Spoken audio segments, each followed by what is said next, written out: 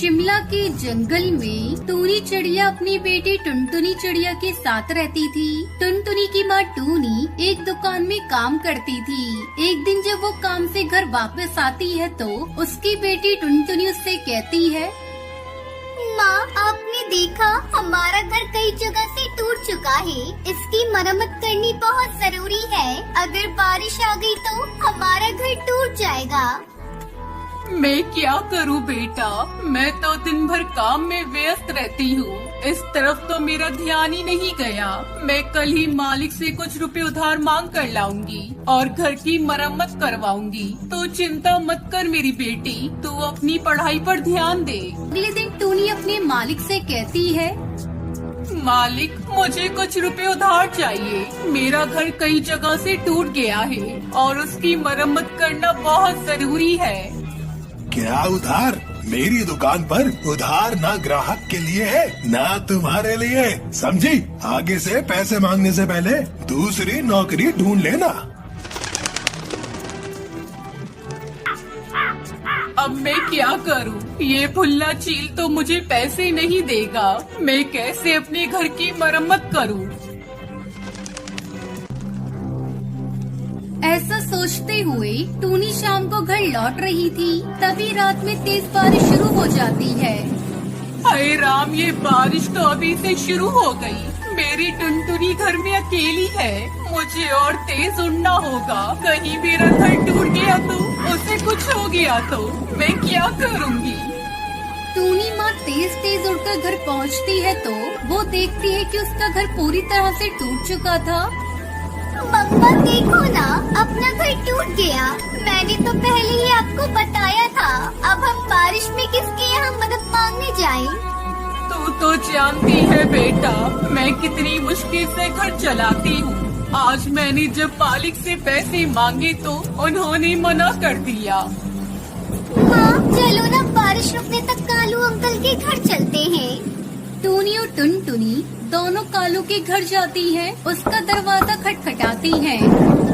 कालू भैया, ओ कालू भैया, दरवाजा खोलो। मेरा घर इस बारिश में टूट गया है, हमारी मदद करो। बारिश में मैं अपना दरवाजा नहीं खोलूंगा। तुम कहीं और जाओ, मेरा घर भी मजबूत नहीं है। तुम सबका वजन नहीं उठा पाएगा। कालू को वो अपना दरवाजा नहीं खोलता। बारिश में दोनों माँ बेटी भीग रही थी। माँ, बारिश बहुत तेज है। उस पेड़ की डाल की आड़ में हम छुप जाते हैं। दोनों माँ बेटी पेड़ की आड़ में बारिश से बचने लगती है। कुछ देर बाद बारिश रुक जाती है। माँ, बारिश तो रुक गई। चलो चलकर हम अपना घर बनाते हैं। तुझे तो पता है बेटा, मेरे पास तो पैसे नहीं है। मैं कैसे अपना घर बनाऊंगी? बिना पैसों के घर बनाना बहुत मुश्किल है। अब वो जमाना नहीं रहा जो तिनके बीने घोंसला बना लिया। माँ, अपना घर बिना पैसों से बनेगा। देख रही हो, सामने हरी हरी घास फूस पड़ी हुई है। हम अपना घर इन्हीं हरी हरी घास से बनाएंगे। टूनी को अपनी बेटी का आइडिया अच्छा लगता है। वो अपनी बेटी के साथ मिलकर घास से घर बनाती है।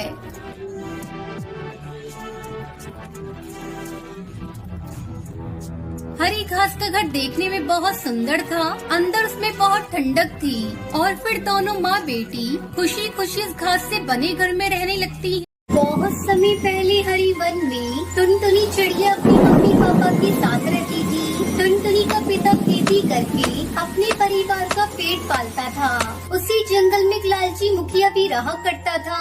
वो पक्षियों की उपजाऊ जमीन को धोखे से हड़प लिया करता था। एक दिन मुखिया बुल्लाबाज कालू कौवे के खेत पर पहुंचता है और उससे कहता है, अरे, तुमने मेरे कर्ज को अभी तक नहीं चुकाया। ये खेत मेरे नाम लिख दे। इसके बदले में मैं तेरा सारा कर्ज माफ कर दूंगा। कैसा कर्ज मुखिया जी? मैंने तो आपसे आज तक कोई भी कर्ज लिया ही नहीं। तो क्या ये कागज झूठ बोल रहे हैं? ये देख, इस कागज पर तेरे अंगूठे के निशान हैं। तूने मुझसे पूरे 1 लाख रुपए कर्ज लिया है। मालिक, ये सब झूठ है। आप मुझ पर ऐसा जुल्म मत कीजिए। अगर आपने मेरे खेत को अपने नाम लिखवा लिया तो मेरा परिवार भूखा मर जाएगा। देख कालू, अभी तक तो मैं तुझे प्यार से समझा रहा हूँ। अगर तू फिर भी नहीं माना तो मेरे आदमी तुझे इस खेत में मारकर गाड़ जाएंगे। अब चल भाग यहाँ से। आज से ये खेत मेरा हुआ। मालिक ऐसा पाप मत करो, मेरे छोटे छोटे बच्चे हैं, उनका तो ख्याल करो मालिक। वो दुष्ट मुखिया कालू की एक नहीं सुनता और उसे वहाँ से भगा देता है। दुखी मन से कालू अपने घर पहुँचता है। अरे क्या बात है पापा, आज आप बहुत थकी थकी दिखाई दे रहे हैं। आपकी तबीयत तो ठीक है ना? अपनी बेटी की बात सुनते ही कालू फूट फूट कर रोने लगता है। बेटा हम लोग बर्बाद हो गए, मेरे खेत को मुखिया ने अपने नाम करा लिया। उसने मुझ पर झूठा इल्जाम लगाया कि मैंने उससे कर्ज लिया है। तुम्हारी कसम खाकर कहता हूँ, मैंने मुखिया जी से कोई कर्ज आज तक लिया ही नहीं। अजी क्या कह रहे हैं आप? एक बड़ी सहारा था हमारी भूख मिटाने का, अब हम कैसे अपनी बेटी को पालेंगे? अपने खेत जाने के गम में कालू बीमार पड़ जाता है।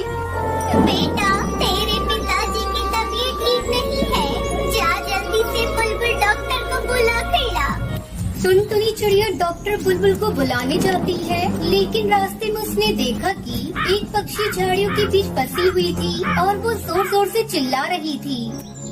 अरे मुझे कोई पानी पिला दो, बहुत प्यास लगी है। ये लो दादी माँ, पानी पी लो। आपकी हालत ऐसे किसने की? आप तो बहुत घायल हैं। टुनटुनी उस घायल कबूतरी को पानी पिलाती है। बेटा मुझे एक जंगली जानवर ने अपना शिकार बनाना चाहा, लेकिन मैं किसी तरह इस झाड़ियों में छुपकर अपनी जान बचाई। कुछ दूरी पर मेरा घर है, किसी तरह मुझे मेरे घर तक पहुंचा दो, नहीं तो मैं पड़े पड़े यहाँ मर जाऊंगी। टुनटुनी उस घायल पक्षी को उसके घर तक पहुंचाती है। दादी अब आप आराम करो, मेरे पिताजी बीमार हैं। मैं उनके लिए डॉक्टर को लेने जा रही हूँ। आते समय आपके लिए भी दवा लेती आऊंगी। बेटा मैं तुझसे बहुत प्रसन्न हूँ, तुमने पानी पिलाकर मेरी जान बचाई है। ये ले, इस पोटली में कुछ लीची के बीज हैं, इसे ले जाकर अपने घर की आंगन में बो देना। ये लीची के जादुई बीज हैं, एक ही रात में लीची की फसल तैयार हो जाएगी। लेकिन याद रखना, इस बीज को रात में ही बोना, जब सभी लोग सो जाएं। सभी के सो जाने पर रात में टुनटुनी लीची के बीज को अपने आंगन में बो देती है। अगले दिन लीची का पेड़ बड़ा हो जाता है। टुनटुनी खुशी से अपने माँ बाप को बुलाती है और उन्हें जादुई लीची का पेड़ दिखाती है। मम्मी पिताजी जल्दी इधर आइए, मुझे आपको कुछ दिखाना है। टुनटुनी के माता पिता दौड़े दौड़े आंगन में आते हैं। जब टुनटुनी का पिता कालू कौआ आंगन में लगी हुई लीची के पेड़ को देखता है तो उसकी बीमारी तुरंत ही गायब हो जाती है। वो खुशी से उछल पड़ता है। ये क्या है टुनटुनी, आज से पहले मैंने ऐसा पेड़ कभी देखा ही नहीं। तुमने कब यहाँ लीची का बीज बोया? फिर टुनटुनी अपने पिता को सारी बात बताती है। पिताजी जंगल में मुझे एक बूढ़ी कबूतरी मिली थी, उन्होंने मुझे जादुई बीज दिए थे।